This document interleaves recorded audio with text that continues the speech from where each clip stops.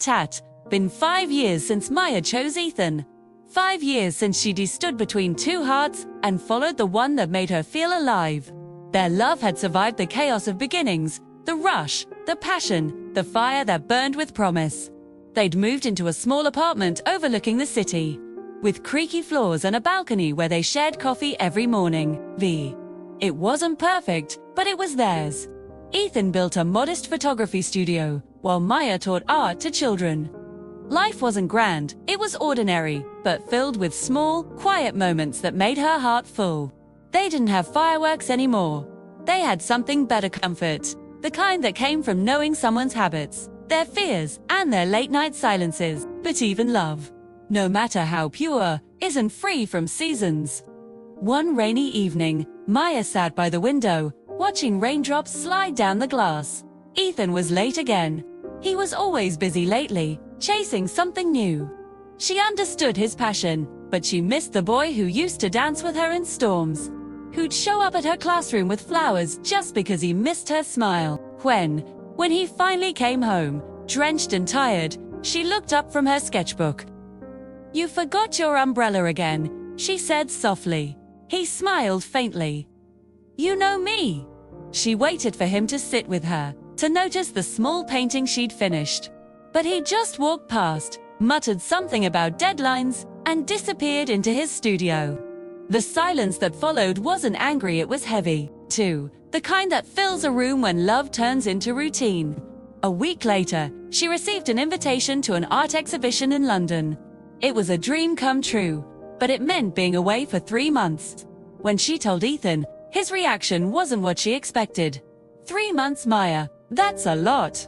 What about us? It's an opportunity I've waited years for, Ethan. I know, he said, forcing a smile. Then go, I'll manage. But his tone was heavy with what he didn't say. London was colder than she remembered. The art, the ambition, the admiration. It should have made her feel alive. But at night, in her empty flat, she felt the ache of something missing. Ethan called, but their conversations grew shorter. How's work? Busy. You? Same silences, awkward laughter. In between the distance and the time zones, something fragile began to crack. One evening, she ran into a familiar face: Ryan. He looked older, steadier, calm in his eyes. They sat at a small cafe, talking like old friends. He told her about his life, congratulated her on her success, and listened with genuine warmth. But when he asked, "Are you happy?" she hesitated. She wanted to say yes, but the words tangled in her throat. That night, she couldn't sleep. The memories flooded back, not as temptation, but as reflection. She wondered when had breathing turned into surviving. Weeks later, Maya returned home. Ethan was there smiling, holding flowers. "I missed you," he said, wrapping her in his arms. For the first time in months, she felt that warmth again. They talked all night, but even as they laughed, something inside her whispered, love still needs tending. One evening, she found a photo Ethan had taken of her, painting in the sunlight.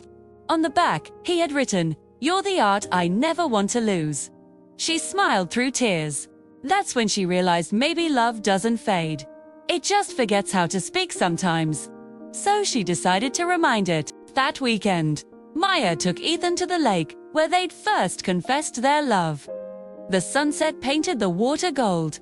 "Do you remember this place?" she asked. He laughed softly. "Of course. You said your love would reach as far as the rock you threw." She chuckled. "And you said, then I'll swim until I find it." Maya took a deep breath.